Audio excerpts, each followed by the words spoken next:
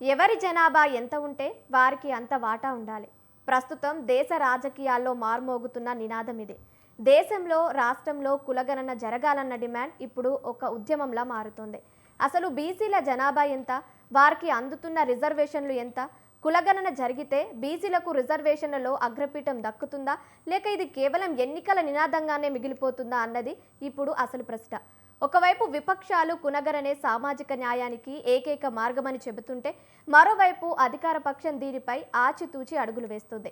50% రిజర్వేషన్ల పరిమితిని అధిగమించి బీసీలకు న్యాయం చేయటం చట్టపరంగా సాధ్యమేనా? కులగణన ద్వారా వచ్చే గణాంకాలు బీసీల తలరాతలను మారుస్తాయా? ఇప్పుడు తెరపైకి వచ్చిన బీసీ వాదంపై క్షేత్రస్థాయిలో విశ్లేషణ ఎలా ఉంది? రైట్, ఇక దీనికి సంబంధించి మరిన్ని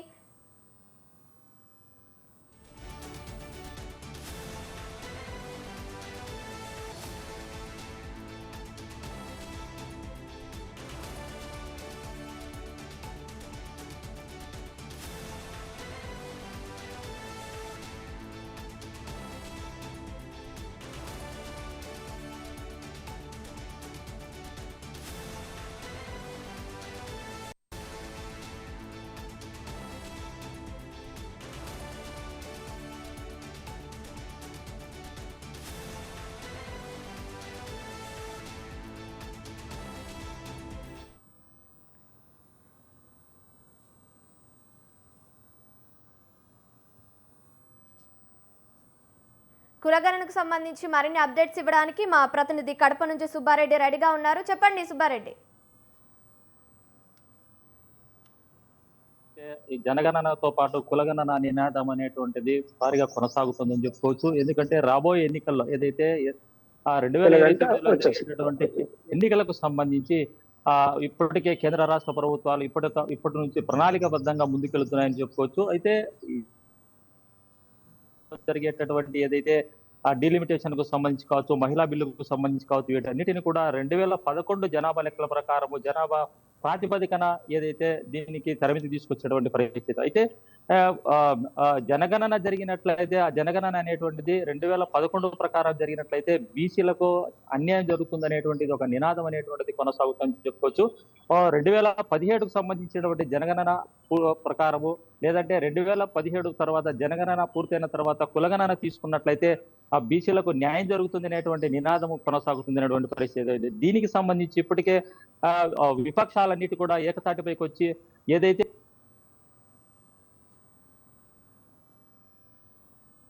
ఒక నినాదాన్ని కూడా ఇప్పటికే ప్రతిపక్షాలు తీసుకొచ్చినటువంటి పరిస్థితి. అయితే దీనికి సంబంధించి అటు కేంద్ర రాష్ట్ర ప్రభుత్వాలు దీనిని దాటవేచే ధోరణిలో ముందుకెళ్తున్నాయని చెప్పుకోవచ్చు. ఎందుకంటే 2011కు సంబంధించి జనగణన అనంతరం కులగణన చేసినట్లయితే బీసీలకు పూర్తిగా అన్యాయం జరుగుతుంది, వాళ్ళకు రావాల్సినటువంటి వాటా రిజర్వేషన్లలో దక్కే అవకాశము కోల్పోతారనేటువంటి దాన్ని కూడా ఆ ప్రతిపక్షాలు ఇప్పటికే దాని యొక్క నినాదాన్ని తెర మీదకి తీసుకొచ్చినటువంటి పరిస్థితి. అయితే రాబోయే ఎన్నికల్లో ఏదైతే 2029లో జరిగేటువంటి ఎన్నికలకు సంబంధించి బీసీలకు న్యాయం జరగాలంటే ఖచ్చితంగా కులగణన అనేటువంటిది ఖచ్చితంగా పూర్తి చేయాలనేటువంటిది, దీనికి సంబంధించి ఇప్పటికే బీసీవైకి సంబంధించినటువంటి పార్టీకి సంబంధించినటువంటి అధ్యక్షుడు బోడే రామచంద్ర యాదవ్ కూడా ఇటీవల ఆమరణ నిరాదీక్ష కూడా చేయడం జరిగింది. ఏదైతే బీసీలకు సంబంధించినటువంటి కులగణన పూర్తి చేసినప్పుడైతే బీసీలకు న్యాయం జరుగుతుంది, అలాగే రాబోయే ఎన్నికల్లో బీసీలకు సముచిత స్థానం కల్పిస్తుందా అనేటువంటి నేపథ్యంలోనే ఈ ఆమరణ నిరాహార దీక్ష కూడా చేపట్టడం జరిగింది. అందుకు సంబంధించి ఇప్పటికే అలాగే బీసీలకు సంబంధించినటువంటి దేశ నాయకులంతా కూడా జంతర్ మంతర్ వద్ద 2 రోజుల నుంచి ఒక మహిళలతో నిరసన కూడా వ్యక్తం చేస్తున్నటువంటి పరిస్థితి ఉంది. కులగణన చేసినట్లయితే బీసీలకు సబ్ కోటా ఏదైతే వస్తూ ఉంటుందో ఆ సబ్ కోటాలో ఖచ్చితంగా బీసీ మహిళలకు కూడా న్యాయం జరుగుతుంది అనేటువంటిది దానికి సంబంధించి జంతర్ మంతర్ వద్ద జాతీయ అధ్యక్షుడు శ్రీనివాస్ గౌడ్ ఆధ్వర్యంలో ఇప్పటికే మహిళలు నిరసనలు కూడా చేస్తున్నటువంటి పరిస్థితి. అయితే ఏదేమైనా కూడా రాబోయే ఎన్నికలకు సంబంధించి బీసీలకు అగ్రపీఠం దక్కాలంటే, బీసీలకు న్యాయం జరగాలంటే ఖచ్చితంగా కులగణన జరగాలి. కులగణన జరిగినప్పుడే సామాజిక న్యాయం జరుగుతుంది. సామాజిక న్యాయం జరిగినప్పుడే బీసీలకు సముచిత స్థానం అనేటువంటిది కల్పిస్తారనేటువంటిది కూడా అటు బీసీ సంఘాలకు సంబంధించినటువంటి నాయకులతో పాటు విశ్లేషకులు కూడా చెప్తున్నటువంటి పరిస్థితి. బీసీ నాయకులు కూడా దీనికి సంబంధించి ఇదే నినాదాన్ని దృష్టిలో పెట్టుకొని ఇప్పటికే ఆ డిమాండ్ కూడా చేస్తున్నటువంటి పరిస్థితి ఉంది. Kavya, thank you Subbareddy, thank you for the updates.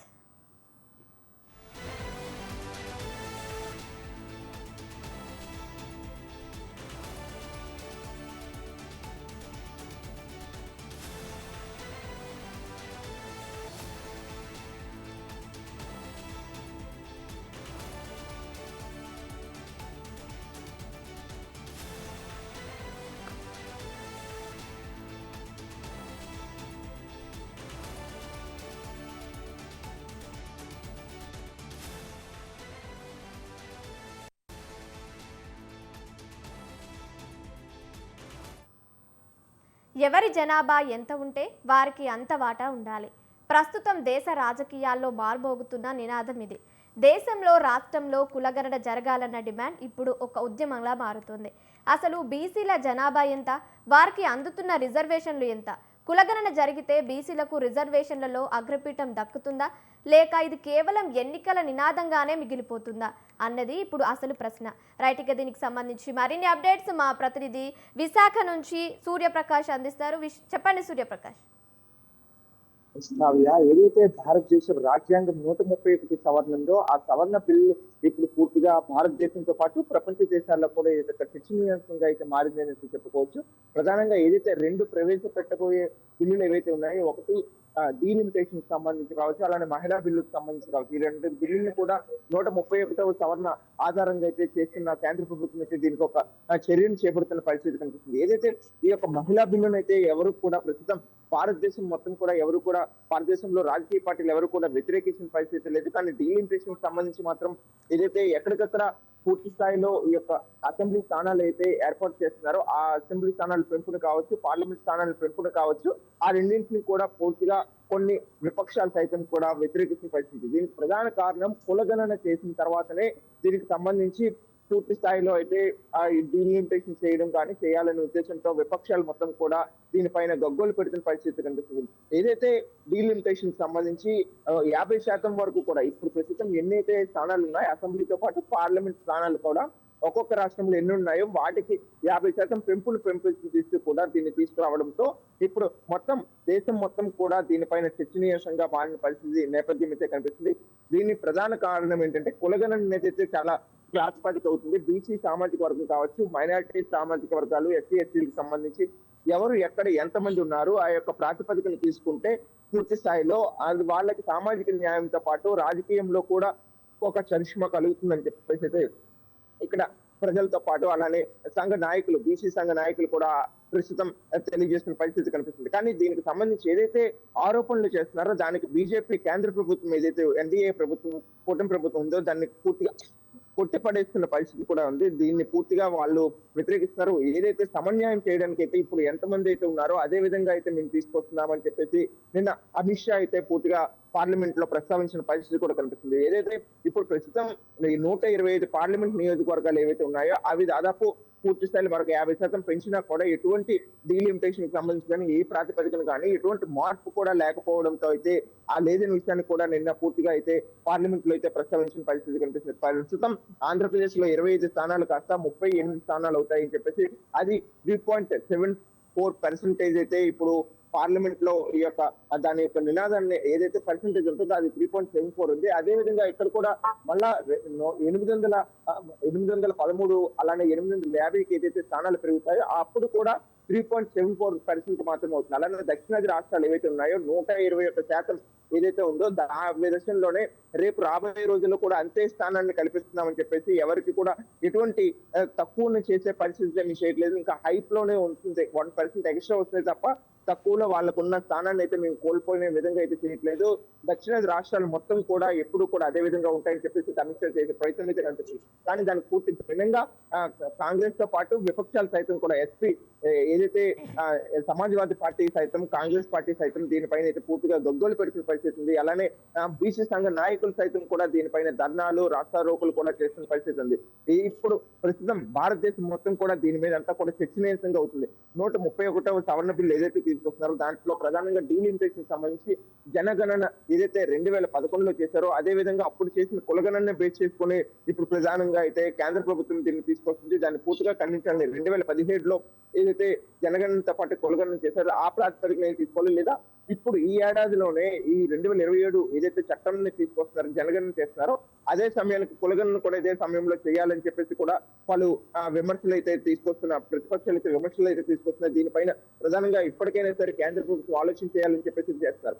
ఇదంతా ఒకటైతే కులగణన జరగకపోతే చాలా మంది బీసీ వర్గాలు కానీ బీసీ సామాజిక వర్గాలు మొత్తం కూడా ఈ రాజకీయ పరంగా కానీ వ్యక్తిత్వంగా వాళ్ళు ఏదైతే కొన్ని పార్టీలు కానీ కొన్ని పదవులు కానీ అనుభవించాల్సి వస్తుందో అవన్నీ కూడా కోల్పోతాము. కొన్ని ప్రాంతాల్లో వారి యొక్క బీసీ మైనారిటీ సంఘాలు ఎవరైతే ఉంటారో వారి యొక్క ప్రజలు అత్యధికంగా ఉన్న చోట కూడా ఓసీ వాళ్ళకి కానీ ఈ లేదా జనరలైజ్ చేసిన వాళ్ళు ఎవరైతే ఉంటారో వాళ్ళకే ఆ యొక్క కేంద్రంలో ఈ యొక్క నిలబడే అవకాశం ఉంటుంది. మాకు ఈ బీసీకి సంబంధించిన నాయకులు నిలబెట్టాల్సిన అవసరం కూడా అవసరం ఉంటుంది. కానీ అది పూర్తిగా పక్కదో పట్టే పరిస్థితి ఉంటుందనే విషయాన్ని కూడా ఆరోపిస్తున్న పరిస్థితి. ఇప్పటికైనా సరే కేంద్ర ప్రభుత్వం దీనిపైన చొరవ చూపి వెంటనే తక్షణమే దీనిపైన పునరాలోచన చేయాలనైతే విపక్షాలు సైతం అయితే తెలియజేస్తున్నారు. కానీ కేంద్ర ప్రభుత్వం అయితే ఒకటే నినాదంతో మొట్టమొదటి నుండి కూడా బీజేపీతో పాటు ఎన్డీఏ కూటమి నాయకులంతా కూడా దీనిపైన పునరాలోచన చేసే విధానమే లేదు. ఇప్పటికే 30 సంవత్సరాలు పైచులుగా ఆలస్యమైందని చెప్పేసి మహిళా బిల్లు కోసం ఏ విధంగా తెలియజేశారో అలానే ఇప్పుడు డీలిమిటేషన్ కూడా చాలా అవసరం అనే విషయాన్ని కూడా ప్రధానంగా అయితే ఈ కేంద్ర ప్రభుత్వంలో ఉన్న అధికార పక్షం తెలియజేసిన పరిస్థితి కనిపిస్తుంది. Kavya, thank you Suryaprakash, thank you for the updates.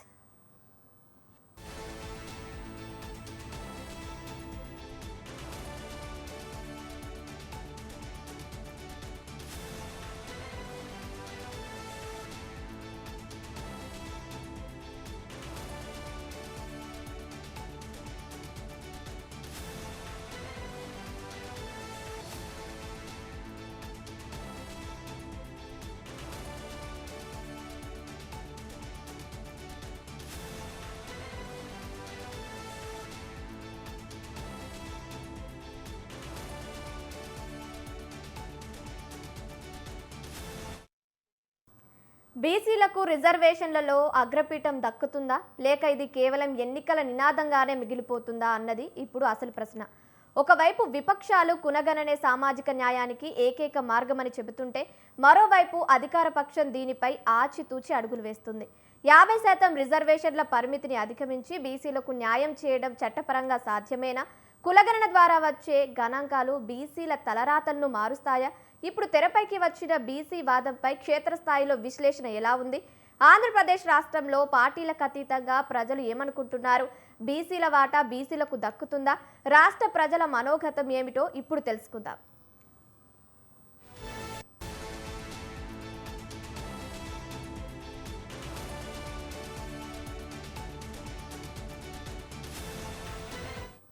Right, ఇక దీనికి సంబంధించి మరిన్ని అప్డేట్స్ మా ప్రతినిధి అందిస్తారు రాంబాబు లైవ్ ద్వారా. రాంబాబు, చెప్పండి.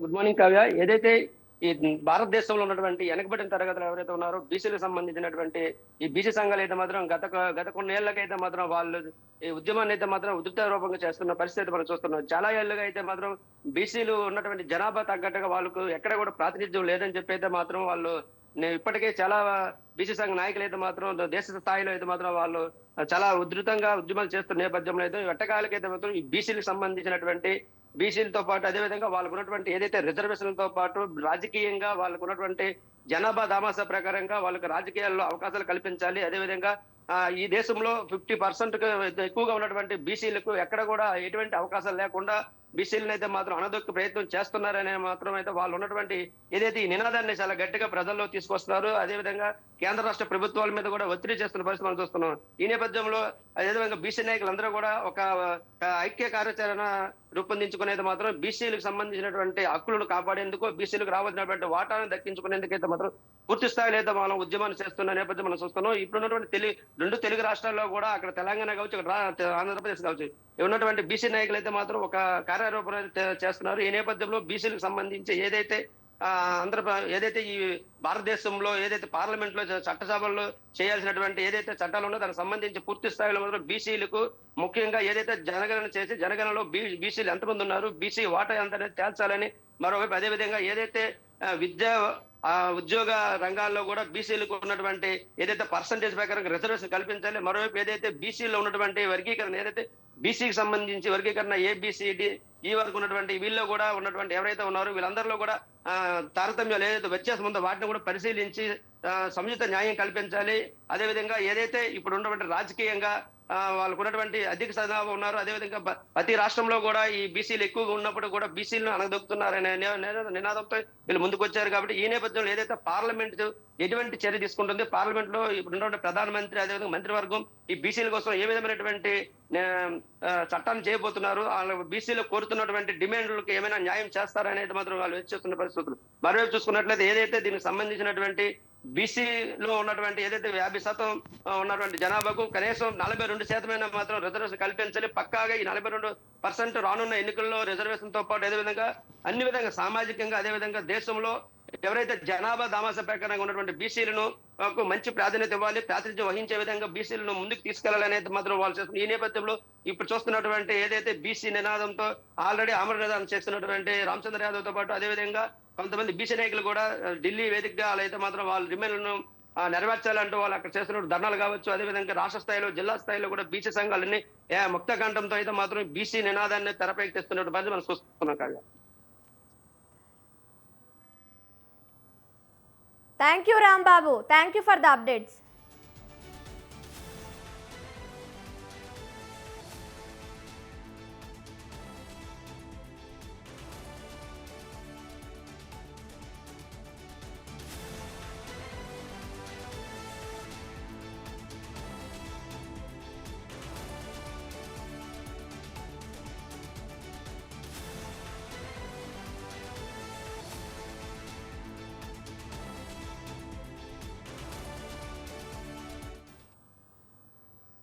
కులగణనకు సంబంధించి మరింత సమాచారం మా ప్రతినిధి కాంతారావు లైవ్ ద్వారా అందిస్తారు. చెప్పండి కాంతారావు.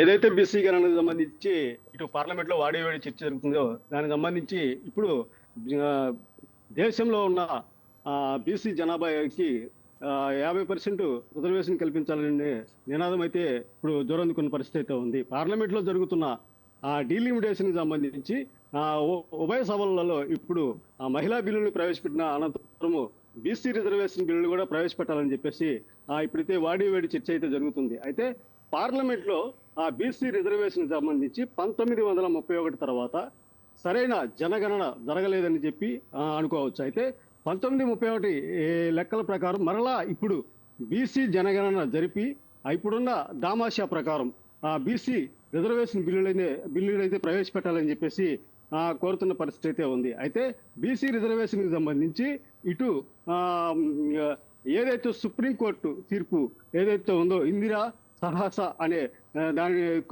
తీర్పును బట్టి అయితే 50% కంటే మించి రిజర్వేషన్ ఇవ్వలేని పరిస్థితి అయితే ఉంది. అలాగే ఇటు ఇప్పుడున్న రిజర్వేషన్ ప్రకారం అయితే చూసుకుంటే ఎస్సీలకు అయితే 15%, అలాగే ఎస్టీలకు అయితే 7.5%, అలాగే ఓబీ ఈడబ్ల్యూఎస్ 10% ఉన్న ప్రకారం 50% దాటి బీసీలకి రిజర్వేషన్ ఇవ్వలేని పరిస్థితి అయితే ఉంది. అలాగే ఈ రిజర్వేషన్ ఇవ్వాలంటే ఇటు ఆర్టికల్ 330, 332 బిల్లును సవరించి ఈ బీసీ రిజర్వేషన్ అయితే ఇవ్వాల్సిన పరిస్థితి అయితే ఉంది.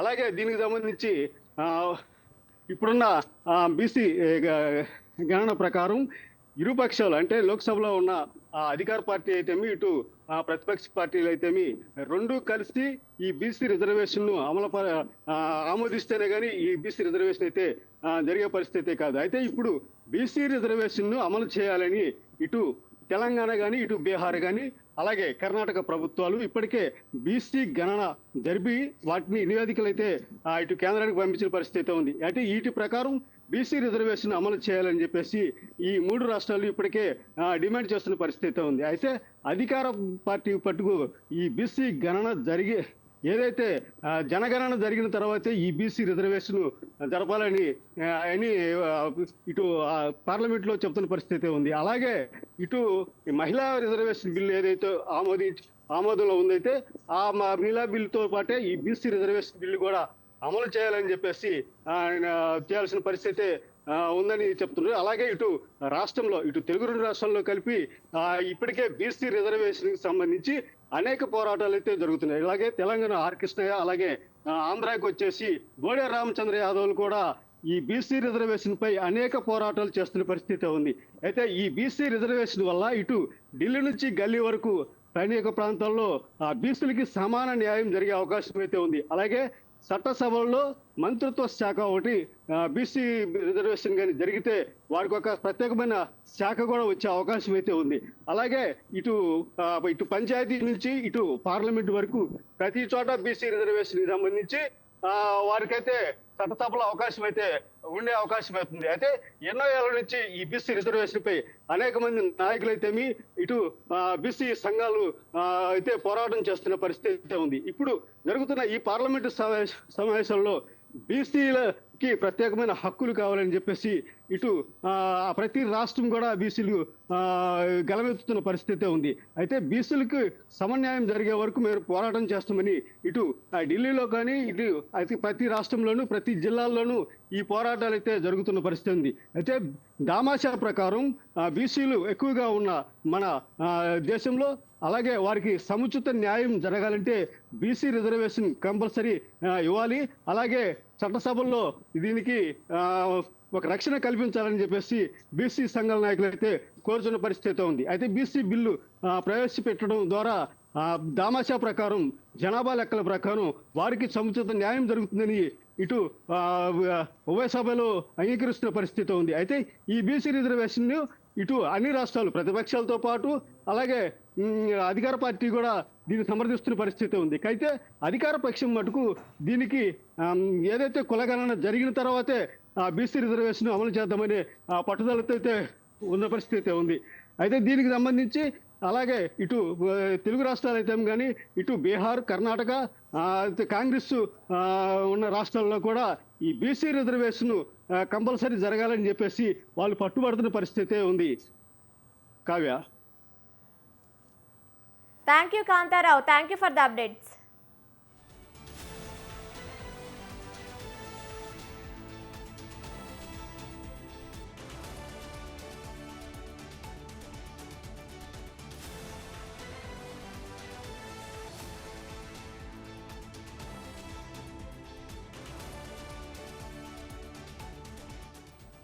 Thank you Kantharao, thank you for the updates.